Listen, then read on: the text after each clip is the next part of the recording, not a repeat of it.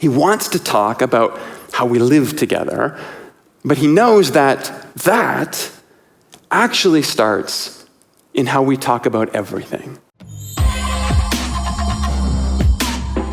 So dirt and stardust is this metaphor that I stole from Jesus' Sermon on the Mount. I played with it in my first book, but it's actually something that's become really important to me.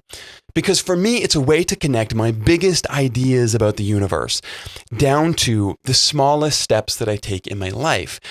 And that's really important because anything that we want to achieve, anywhere we want to get or change about ourselves, that happens because we stack up a lot of small choices in the same direction. But if we're going to find the courage and the commitment to follow through with all of those small choices, they have to be connected to some big ideas about who we are, about who God is, about how God is repairing all things. And to connect the line, to draw the thread from your biggest ideas down to your smallest steps, I think this is what actually makes it possible for us to stack up wins, to stack up choices over time, and actually follow the path of Jesus through the world. Paul grounds all of his practical teaching in the stars. And I love that idea. I spend a lot of time with language and words, and so first of all, I love the juxtaposition of grounding ourselves in the stars.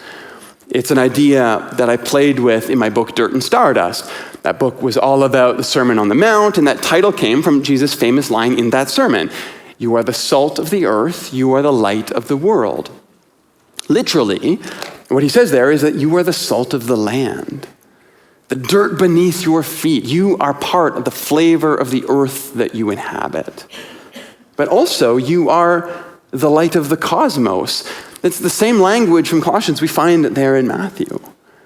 And cosmos, in that context, as here, is not necessarily talking about stars and galaxies, solar systems, the way we might imagine cosmic scales today, but it is talking about the intangible.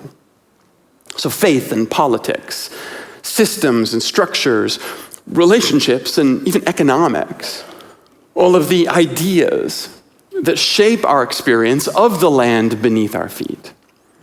So to be salt and light is to care about all of it.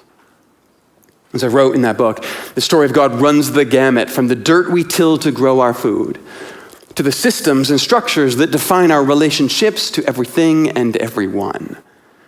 It encompasses sustainable food production and equitable economic systems and healthy concepts of our neighbor. It includes moments of kindness as well as large-scale justice initiatives. It's not either or. The kingdom is both and.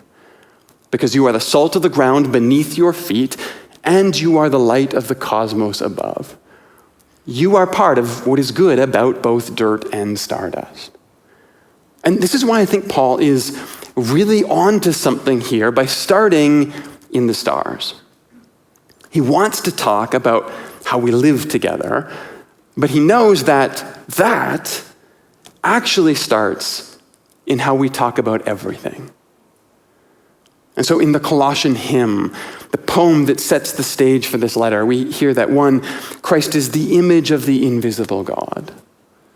2, in him all things hold together. Because 3, the fullness of God intends to reconcile all things through Christ. And that sounds wonderful. At the same time, though, maybe a little grandiose, almost esoteric. It can be hard at first blush to connect that to any kind of practical outworking in our lives.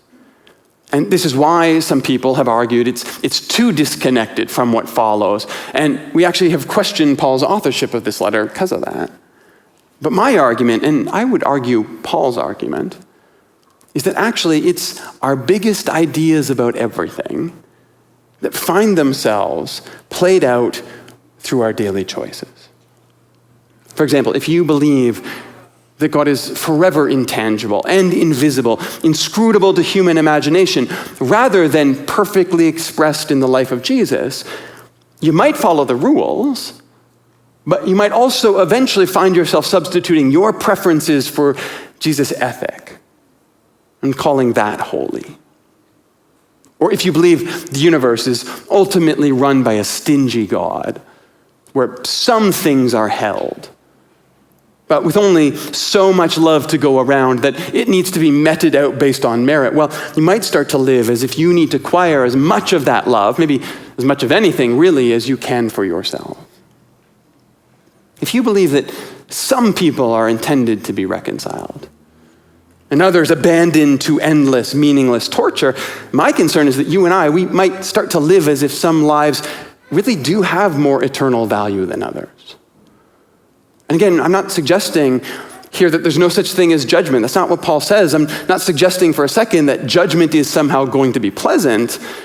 What's wrong will be made right. The Bible's language for that transformation is hell. What I'm suggesting alongside Paul is that God was pleased to have all fullness dwell in Christ and through him to reconcile all things, whether things on earth or things in heaven, by making peace through his sacrifice. In God's economy, reconciliation is always the end, even on the other side of judgment.